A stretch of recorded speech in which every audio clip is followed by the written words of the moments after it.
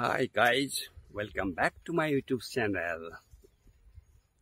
Friends, পুনৰবাৰ আপোনালোকক মোৰ YouTube চেনেলটোলৈ স্বাগতম জনাইছো।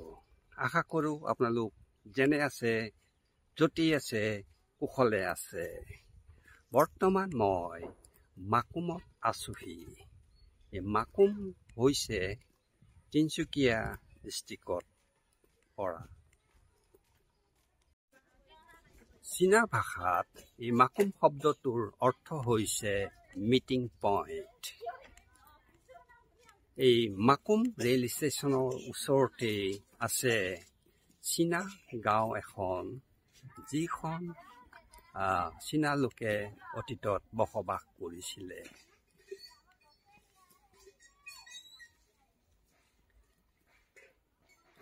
এইটোৱেই হৈছে মাকুমৰ চীনাপট্টি বা চীনা ভিলেজ অঞ্চল, য'ত অতীতত চীনা লোকসকলে ইয়াতে বসবাস কৰিছিলে।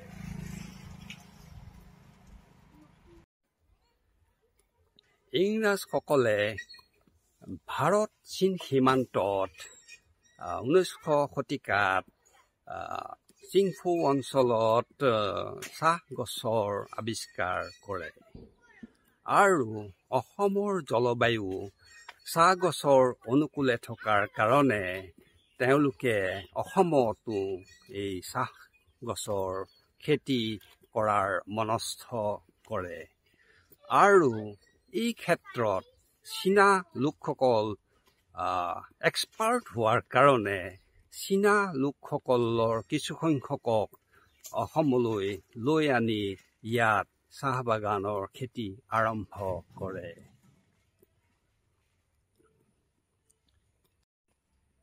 ওঠৰশ 30 চনত এই চীনা লোকসকলে এই মাকুম অঞ্চলতে স্থায়ীভাৱে বসবাস কৰিবলৈ ধৰে আৰু সুখে শান্তিৰে বাস কৰে।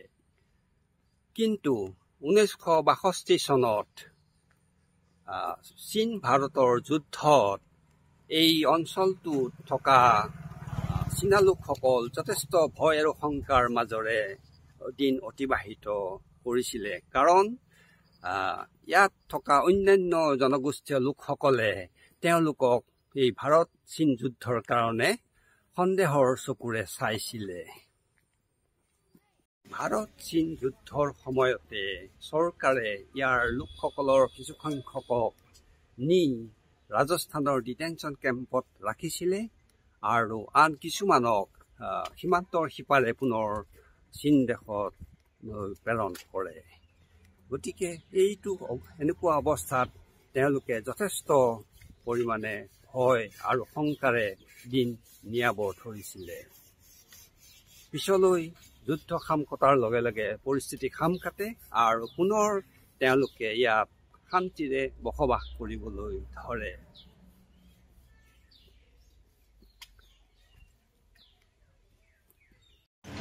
এই অঞ্চলটো মাকুম ৰেলৱে ষ্টেচনৰ নিচেই কাষতে অৱস্থিত।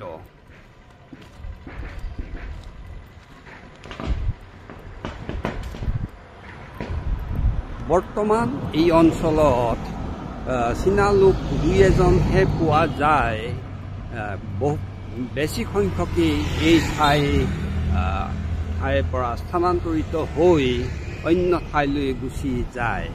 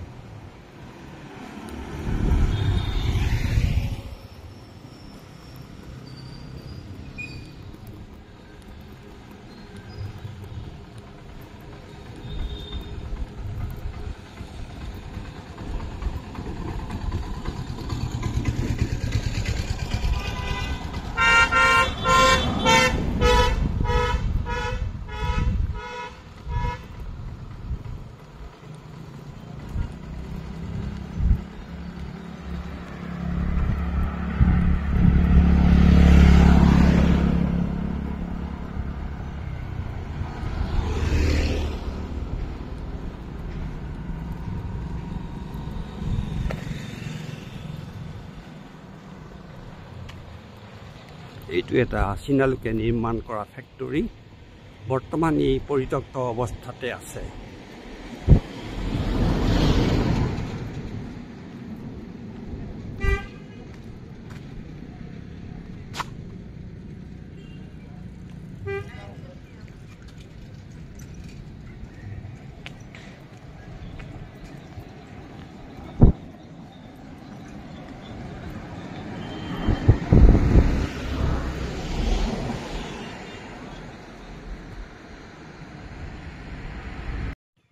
আশা কৰোঁ মোৰ এই ভিডিঅ'টো আপোনালোকৰ ভাল লাগিলে গতিকে মোৰ চেনেলটো যদি এতিয়ালৈকে ছাবস্ক্ৰাইব কৰা নাই তেনেহ'লে ছাবস্ক্ৰাইব কৰি দিব।